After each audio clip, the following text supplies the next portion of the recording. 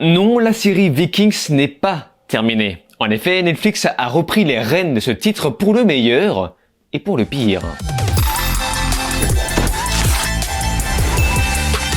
Salut à tous, c'est Vince alias Amir Game. On se retrouve aujourd'hui pour parler d'une série canado-irlandaise historique. Je parle bien sûr de Vikings Valhalla, créée par un certain Jeb Stuart, qui est surtout connu en tant que scénariste. Et pour rassurer les puristes, la série est toujours produite par Michael Hirst, le créateur original de Vikings. Mais bon, après, vous me direz que produire et réaliser, ce n'est pas pareil. Quoi qu'il en soit, nous sommes bien sûr un spin-off, voire une suite de la série originale Vikings. Et pour gagner du temps, afin d'éviter de me répéter, je vous renvoie sur ma première vidéo sur Vikings, ma grosse vidéo où je me suis fait gronder. Et oui, je me suis fait gronder. Je me suis fait gronder pour avoir dit que cette série, à la base, est historique.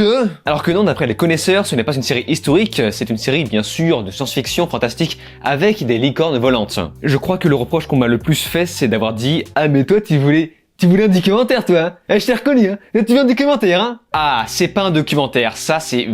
J'adore. Les gens qui me disent que dire que c'est une série historique n'est pas un argument, alors je suis désolé hein, mais dire c'est pas un documentaire, c'est le pire argument qui existe. Vikings est une série historique. C'est une fiction historique, ça je l'admets, mais ça reste une série historique. Une série qui reste une fiction, c'est-à-dire qu'on va se baser sur des faits réels, mais en inventant une histoire, en inventant pourquoi pas des personnages, en changeant pourquoi pas l'histoire des personnages. Mais l'important dans tout ça est de respecter au moins la culture, la localisation géographique, le style des personnages, le comportement des gens. Donc si tu me sors une fiction de ce type bourrée d'anachronismes, je suis en droit de reprocher tout ça. Mais en vérité, si je me suis fait gronder, c'est surtout pour avoir osé dire ce que je pense, absolument tout ce que je pense. Même si je reconnais avoir fait 2 ou 3 petites erreurs. Hein. Vikings est une série qui est partie du très bon pied, mais comme tous les autres séries, a fini par se plier à l'agenda politique. Et ce nouveau spin-off Netflix a tout l'air de s'en donner à cœur joie, afin bien sûr de faire honneur à la plateforme. Mais surtout, pour moi, cette franchise devait se terminer. Elle devait avoir une fin. Mais au vu du succès de la licence, elle continue sur des spin-offs,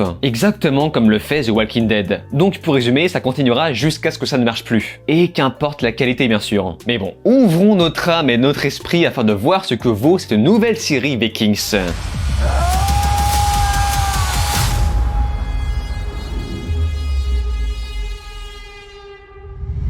100 ans après l'apparition des premiers Vikings, leurs descendants vont s'installer parmi les anglo-saxons, ce qui ne va pas trop plaire à ces derniers. Une guerre va donc bien sûr se déclencher, ce qui va inciter les païens à s'unifier, et ce malgré leurs désaccords. Parmi ce conflit, des protagonistes vont se découvrir un certain courage afin de survivre dans cet environnement de guerre. Vikings Valhalla nous est livré sous un format de 8 épisodes de 45 minutes à 1 heure. Et laissez-moi vous dire que les amateurs de complot politique anglo-saxons seront aux anges. Et je pense que la bonne nouvelle est qu'on n'a vraiment pas besoin d'avoir vu les saisons précédentes pour comprendre ce qui se passe. En effet, ici, le scénario est complètement différent, et c'est logique. Alors certes, on connaît ces histoires de conflits, de l'intégration des armées vikings en Angleterre, entre la précédente série et The Last Kingdom, mais cette nouvelle série commence à devenir intéressante lorsque l'on comprend que la population païenne est en fait divisée à cause de la religion. Et ce n'est que le début des emmerdes. Mais à côté, on va nous imprégner dans une histoire racontée par de nouveaux personnages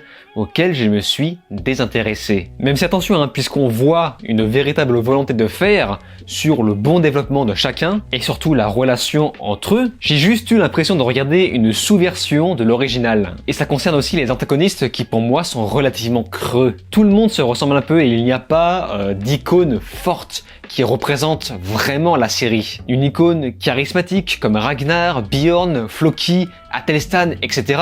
Pour ma part, je n'ai rien vu de tout ça et c'est un peu dommage. Ce qui fait qu'on se retrouve avec une série Vikings en manque cruel d'identité. Après bon, c'est loin d'être fini hein, puisque la série nous prépare à une suite par rapport à son cliffhanger de fin. Mais globalement, le style n'est plus du tout comme la série originale. On n'est plus sur quelque chose de dynamique à la The Last Kingdom, ce qui selon moi va diviser fortement le public d'origine pour en ramener un nouveau. Et je ne sais pas pourquoi, mais pour moi, le style fait beaucoup plus série télévisée classique. Il y a des moments où on sent le fond vert, même si attention, c'est très loin d'être vilain. Là, c'est vraiment pour chipoter, et puis de toute façon, on reparlera de la forme juste après. Mais ce que je veux dire en bref, c'est que ça manque de grandiose, de panorama vertigineux. On sent que l'aspect mystique a complètement disparu, même si on sent qu'ils essayent de l'instaurer, et c'est une chose qui différencie fondamentalement la série Vikings à The Last Kingdom. Et c'est là où je reviens à mon hypothèse que la série risque de diviser en deux son public d'origine. La réal est globalement très plate, parfois un peu tristounette, mais elle parvient malgré tout à proposer un rendu.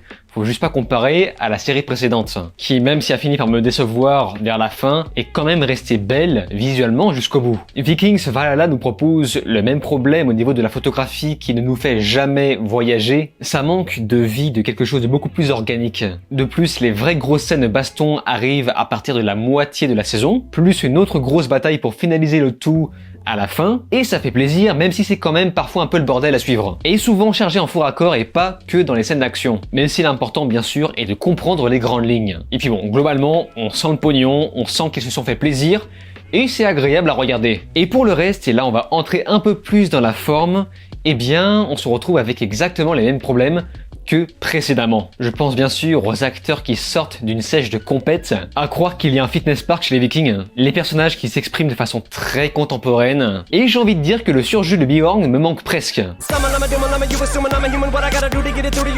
Sans compter l'agenda politique qui a gratté une étape supplémentaire, avec la présence du Jarl Hakon qui, bien sûr, dans l'histoire réelle, était un homme bien blanc comme un cul avec une bonne grosse barbe. C'est pas un documentaire. Classique. C'est de la fantaisie. Pourquoi pas, hein? C'est qu'une série. Allez. C'est un divertissement. Ouais, c'est un peu la même chose, mais pourquoi pas? Une vision plus ouverte et enrichissante de l'univers. Ah, ça j'adore aussi. Ah, ça c'est mon préféré, c'est un petit nouveau, hein. On n'a pas à justifier quoi que ce soit. Et ça j'adore. Ça j'adore, et je le garde au four pour une prochaine vidéo. Puisque là bien sûr, c'est justifié. Look at me.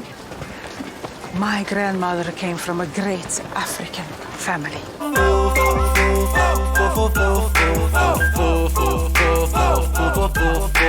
Pareil avec le prétexte qu'ils ont trouvé pour mettre plus de personnages féminins aux commandes des guerres, mais lol.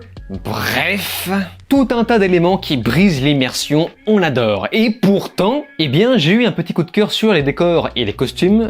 Ce n'est pas ce que j'appelle une série clochard. Les Vikings ont les cheveux décoiffés, sales, oui, c'est important. Leurs visages ont l'air marqués par le froid et le vent. Et pour le reste, ce sont des effets spéciaux numériques qui s'occuperont des gros bateaux ou autres décors imposants. Pour faire simple sur la forme, il y a un vrai travail de fait. On sent quand même que Michael Hurst surveillait la production derrière, même s'il est resté impuissant sur certains sujets. Ou pas. Et avec ça, on a un générique bien plus énergique que l'original. Et pour moi, c'est à l'image de la série entière qui cherche ce type de format.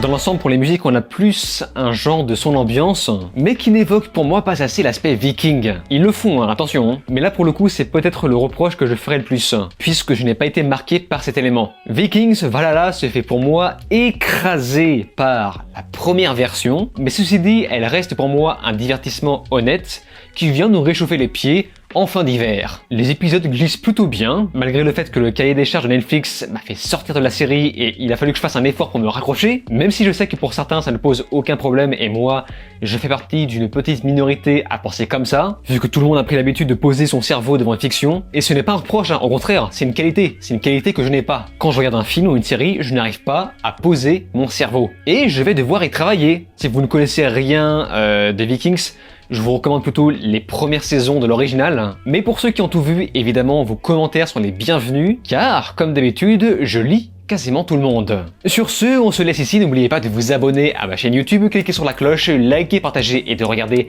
mes autres vidéos. Je vous dis alors ciao et à la prochaine.